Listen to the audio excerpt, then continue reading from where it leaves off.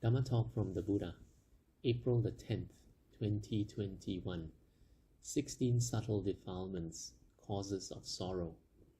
The original natural state of mind is pristinely pure and radiant, but because counterfeits, passing defilements, kilesas, come and obscure it, it loses its radiance, obscured by passing defilements, especially by the three unwholesome roots, namely raga, greed, sensual attachment, dosa, hate, aversion, and moha, delusion, confusion.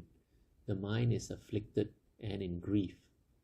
With other factors and circumstances, the three unwholesome roots, fundamental conditions in the mind that determine its moral quality, then form 16 upanisayas, supporting conditions, or so-called 16 upakilesas, subtle defilements.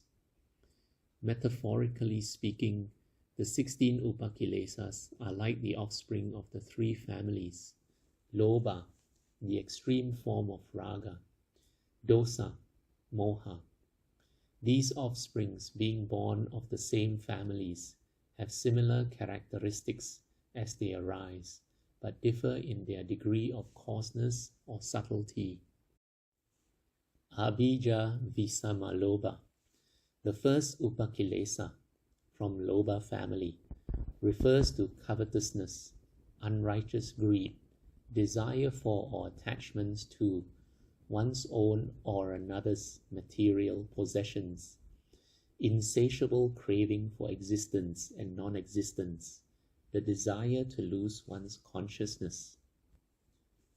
Bhayapada, the second upakilesa from dosa family, refers to vengefulness or ill will, thoughts of condemning or harming others, holding on to one's own pain, unsatisfactoriness, resulting in the determination to blame or harm others. Self-blame or self-hate, which sometimes can even lead to tragic suicide, are also a result of ill will. Krodha, anger, hatred, irritation. Those with krodha are quick-tempered, easily and frequently irritated or angry, but when their anger is gone, they act as if nothing has happened. They are not vengeful. Upanaha, grudge or resentment. Holding a grudge is when one harbors anger, resentment, or other negative feelings long after the incidents have happened. It is in response to something that has already occurred, or after perceiving that someone is against you or means you harm. Grudges feature persistent rumination about the person or incident and reliving these past bad experiences every time one thinks about them. If one intentionally keeps holding a grudge and is not willing to forgive and forget, it will lead to the accumulation and strengthening of anger. There is a proverb that says, "A spark can start a great fire," which means that biases as a result of holding a grudge make small things into big issues. Makha, contempt. The third family, moha, is the source of the fifth and subsequent upakilesa. Contempt refers to disregarding, treating disrespectfully, or ignoring favors done by others towards oneself.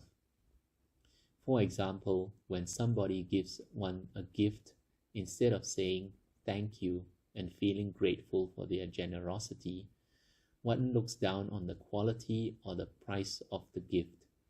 Or when someone talks highly of another person that one may or may not like, one cannot stand it and will say something bad about that person in an effort to devalue their virtues.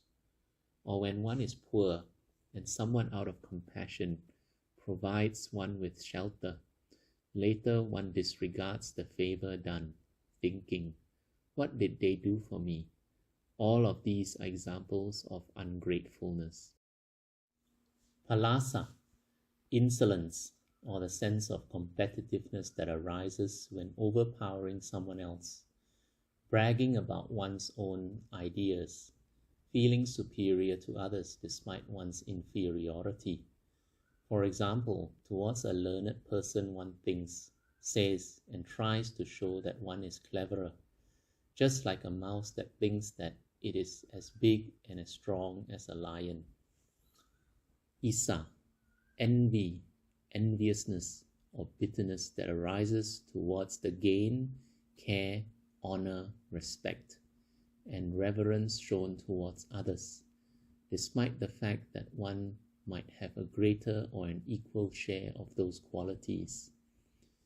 Macharya, avarice, stinginess, meanness, unwillingness to share, gain, fortune with others, desire to withhold wealth and possessions strictly for oneself. Even when one should share, stinginess differs from frugality. Stinginess regarding fame, praise, and knowledge or Dhamma is also part of Macharya.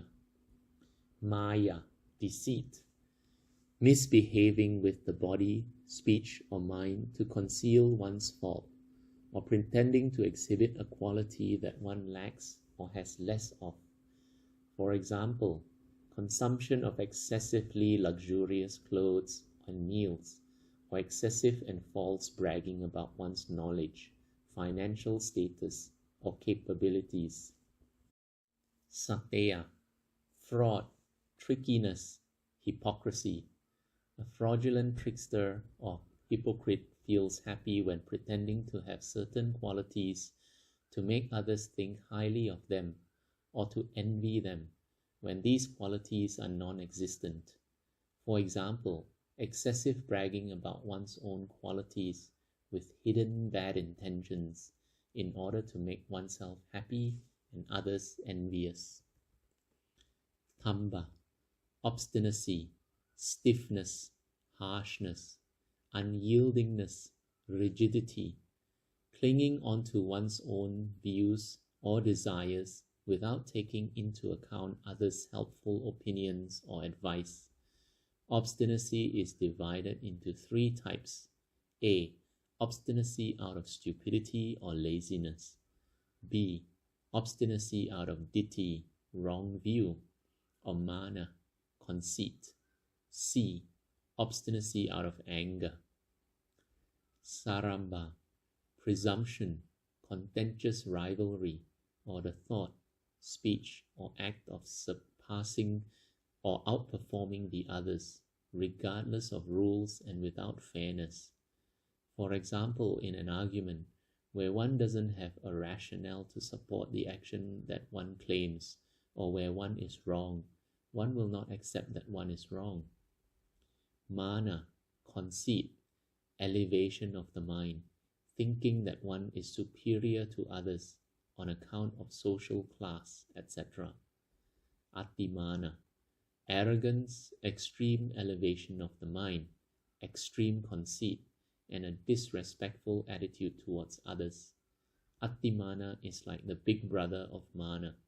Mana is conceit, elevation of the mind, or having an inflated opinion of oneself, but Atimana also includes having a disrespectful attitude towards others. Mada, vanity or intoxication based on attachment to one's own good fortune. Intoxication in this case has a different meaning from intoxication in drink and drugs, and refers to infatuation with 4 superficial aspects of life, which are infatuation with caste, social class, or job titles, infatuation with youth, not seeing the danger of old age, ignoring the facts that no one has gone beyond aging, infatuation with health, not seeing the danger of illness, ignoring the fact that one will become sick one day and thus living a life full of carelessness, infatuation with material wealth. Pamada, the last upakilesa, is negligence, letting the mind be permeated with heedlessness, letting the mind roam among the objects of sensual pleasure, not being mindful and discerning, not being wise and circumspect. The original natural state of the mind is pristinely pure, luminous. As the Buddha said, Pabasaramidam bhikkhave chittam tancha ko agantu kehi upakilesehi upatkilitam tam asutava puttujano yatha bhuttam napajanati tasma asutavato puttujanasa chitta bhavana nati ti vadamiti, which means luminous, monks, is the mind, and it is defiled by incoming defilements. The uninstructed run-of-the-mill person doesn't discern that it is actually present, which is why I tell you that for the uninstructed run-of-the-mill person, there is no development of the mind. Pabasaramidam bhikkhave chittam tancho ka aguntukehi upakilesehi yipmamutam tam suttava arya savako yatta bhutam pajanati tasma suttavato arya savakasa chitta bhavana attiti vadamiti, which means luminous, monks, is the mind, and it is freed from incoming defilements. The well-instructed disciple of the Noble Ones discern that it is actually present, which is why I tell you that for the well-instructed disciple of the Noble Ones, there is development of the mind. It is thus important that we all come to recognize the garbage in our minds. With only one piece of garbage, the place is turned into a stinky one. With loads of garbage accumulated lifetime after lifetime, our minds have become very stinky. We just don't realize it. To honestly say that one has a stinky mind would be the sensible thing to do. But we don't look at ourselves, rather we like to criticize others and find faults of others, which is opposite to the way we should practice. This is not okay. Once we listen to the Dhamma, the teachings of the Blessed One and the Paul Mea Kruba Ajahn, we shall be bringing the Dhamma inwards into our hearts and paying special attention to putting the teachings into practice. Having accumulated much merit from the past, we are fortunate to have learned and practiced Dhamma. So let's not waste the opportunity to be diligent and committed to the cultivation of the body and the mind. Note from translator: Po Me Kruba Ajahn, commonly used in Thai Buddhist society, refers to highly revered monks in Thailand. They are referred to as Po, father, Me, mother, and Kruba Ajahn, monk, teacher, because of their roles as father, mother, and teacher, who give birth to monks by ordination, care and nurturing monks through their early monastic years, teaching them by leading by example,